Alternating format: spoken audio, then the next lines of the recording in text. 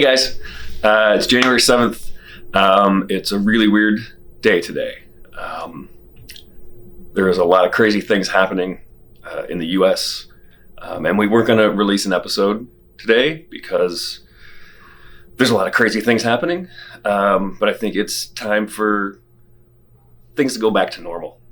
It's time for stability. It's time for consistency. So in that note, we're going to do the episode, but please, everyone, stay safe, hold on to your empathy, be moral people, and keep it real.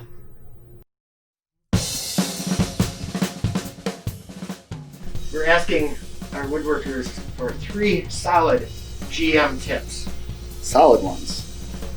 Not sure I can help you out with solid ones, but I've got liquid tips? Liquid ones. Gaseous? Gaseous. All of my tips are gaseous. Freedom. Let your players play with your story and with your world. Don't be afraid to share. Don't keep them away from it like a toddler. Freedom. Give them freedom of choice. Get into the role playing. I think a GM kind of sets the tone at the table for the role playing, and if you go all in, it'll be better, and it'll make all the players feel more confident and comfortable really diving into the role playing. So I've DM'd 4 games total, so Nice. a lot of experience speaking here. The biggest advice I can give you is it'll always feel like you're unprepared, so just go into it, really. Just do it, because you'll never feel prepared. Plan contingencies, because players are going to do whatever the hell they want, whether it goes with your story or not, and it makes it fun. Introducing the rules over time. Battles were slowly introduced, initiative was slowly introduced, kind of just said, hey, explore the world and ask me what you want to do, and we'll do it, and I'll slowly kind of let you know how things play and how to play. You're going to definitely want to provide a 5-course meal for each one of your players. Catering is preferred, and it is kind of the standard. But if you don't provide a 5-course meal, I mean, what kind of host are you really being? Get out of the storytelling aspect. It's not your job necessarily to tell the player's story for them. Like, I like to just facilitate the roles. You know what I mean? It's my job as a GM to guide them through the world, not tell their story.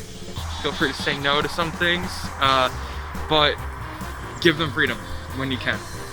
What about democratic freedom? Let's not get started today on that. Yeah.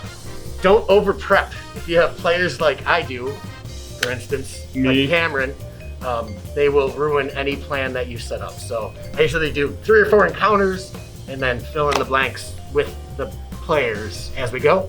Remember not to railroad yourself and your players, because you don't want to constrict what you're able to do as much as you don't want to constrict what they're able to do. One thing that's very important is listen to your players. See what their interests are. Do they want to focus more on the rules of battle and that interaction, or do they want more of the story and the loose rules?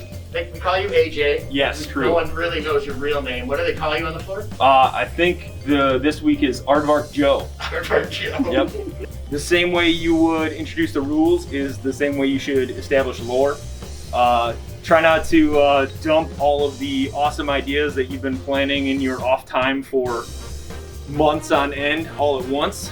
It can be intimidating, and I'll be honest, not a lot of people take information that way. Kind of like what I'm doing right now. So whether or not you get any of these tips. Prepare a costume for every single NPC your players will encounter in the course of the game that's being played. So you're going to want to make sure you have like a changing room set up in your game room so that you don't waste too much time swapping out of these costumes, because players just aren't going to believe you if you're not totally in costume. Relax at the table. It shows when you're on edge and nervous. You want to be confident, and you want your players to feel like they can just, trust you. Write the story with your players. Player buy-in is always incredibly important. Make certain that there is something that they can feel they own in your world without necessarily giving up control. We have the...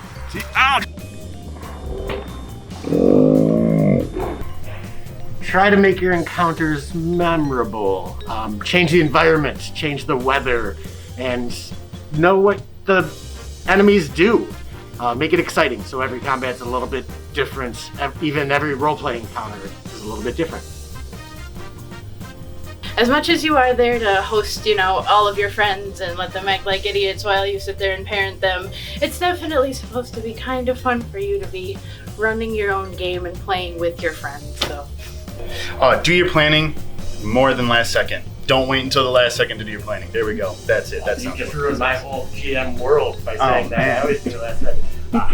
That's all I do. Don't be a stickler on every single detail, every rule. You don't need to pull out the manual for the details. Use your best judgment.